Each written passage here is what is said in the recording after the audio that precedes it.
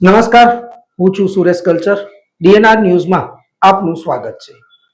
હે ભગવાન, એક પિતાને પોતાના પુત્રનું મોઢું જોવાનો મોકો આપ્યો હોત તો આ જ શબ્દો આજે પરિવારજનોના આંખમાં આંસુ લાવી રહ્યા છે. હે ભગવાન, તે આ શું કર્યું? 15 દિવસના પુત્ર પાસેથી પિતાની છત્રછાયા છીનવી લીધી. એક જ ઘરેથી બે ભાઈઓની અર્થી ઉઠતા સમગ્ર વિસ્તાર હિબકે ચડ્યો છે. શું છે સમગ્ર મામલો? જોઈએ આ દુઃખદ સમાચારમાં.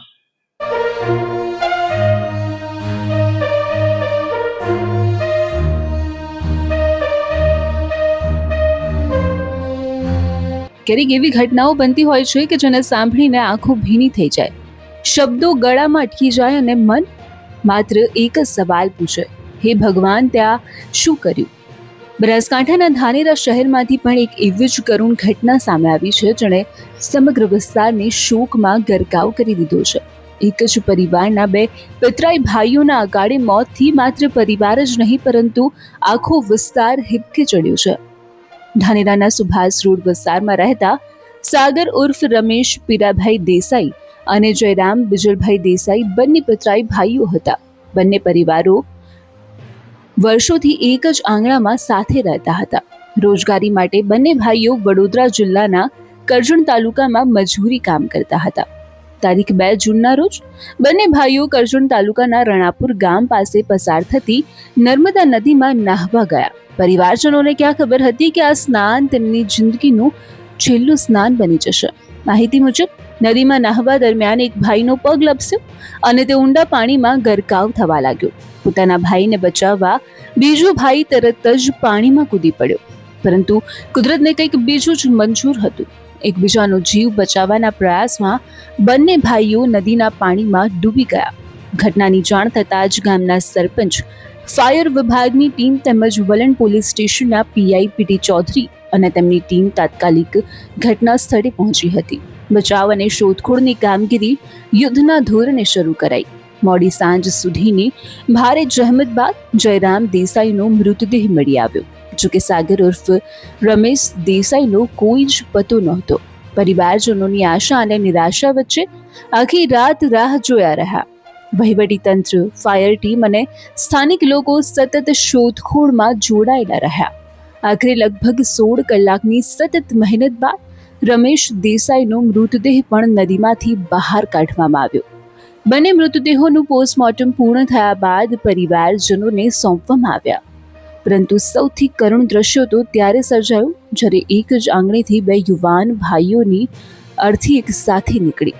પરિવારજનોના આક્રંદ અને હૈયાફાટ રુદન જોઈ હાજર લોકોની આંખો પણ ભીની થઈ ગઈ. સમગ્ર વિસ્તાર ગમગીન બની ગયો હતો. આ ઘટનાનો સૌથી દુઃખદ પાસો એ છે કે સાગર ઉર્ફ રમેશ દેસાઈના ઘરે માત્ર 15 દિવસ પહેલા જ પુત્રનો જન્મ થયો હતો. ઘરમાં નવા મહેમાનના આગમનની ખુશીનો માહોલ હતો. પરિવારજનો પુત્ર પ્રાપ્તિની ઉજવણી કરી રહ્યા હતા અને માતા પિતા પોતાના બાળકના ભવિષ્યના સપના જોઈ રહ્યા હતા. પરંતુ કદાચ નસીબને કંઈક બીજું જ મંજૂર હતું. જે પિતા પોતાના નવજાત પુત્રને ગળે લગાવવાના સપના જોઈ રહ્યા હતા તે પિતા પોતાના પુત્રનું મોઢું પણ ન જોઈ શક્યા. અને જે પુત્ર હજુ જીવનની શરૂઆત પણ કરી શક્યો નથી, તેના માથા પરથી જન્મના થોડા જ દિવસોમાં પિતાની છત્રછાયા હંમેશા માટે દૂર થઈ ગઈ. આ દુઃખદ ઘટના માત્ર એક પરિવારની નથી પરંતુ માનવતાને હચમચાવી નાખે તેવી છે. બે ભાઈઓના અચાનક થયેલા મોતથી સમગ્ર ધાનેરા વિસ્તાર શોકમાં ડૂબી ગયો છે. બંને દિવંગત આત્માઓને પોતાના ચરણોમાં સ્થાન આપે, તેમને શાંતિ અર્પે અને અસહ્ય દુઃખ સહન કરવાની શક્તિ તેમના પરિવારજનોને આપે. તાજા જન્મેલા બાળક પર ભગવાન પોતે પિતા બની તેને પિતાની છત્રછાયા આપે, તંદુરસ્ત રાખે તેવી ડીએનઆર ન્યૂઝ ટીમ અને સુરેશ કલ્ચર તરફથી ભગવાન પાસે પ્રાર્થના છે. હે ભગવાન, એક પિતાને પોતાના પુત્રનું મોઢું જોવાનો મોકો તો આપ્યો હોત. આ જ શબ્દો આજે દરેકની આંખોમાં આંસુ બનીને તણાઈ રહ્યા છે. Suresh culture, ડીએનઆર news, Dhanera.